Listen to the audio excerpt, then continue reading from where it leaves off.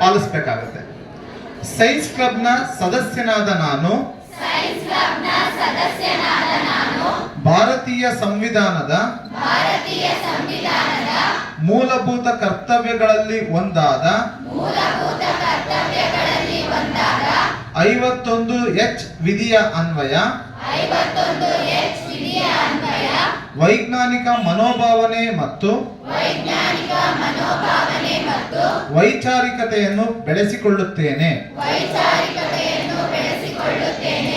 ನಾನು ಪ್ರಶ್ನೆ ಮಾಡದೆ ಯಾವುದೇ ತರ್ಕ ಒಪ್ಪುವುದಿಲ್ಲ.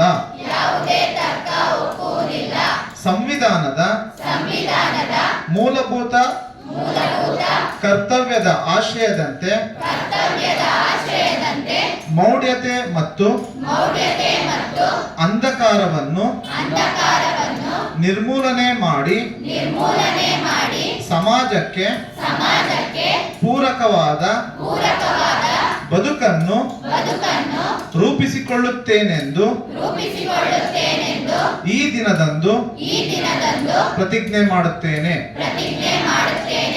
ಎಲ್ಲರಿಗೂ ಧನ್ಯವಾದಗಳು. ಆಸೀನ್ ರಾವ್.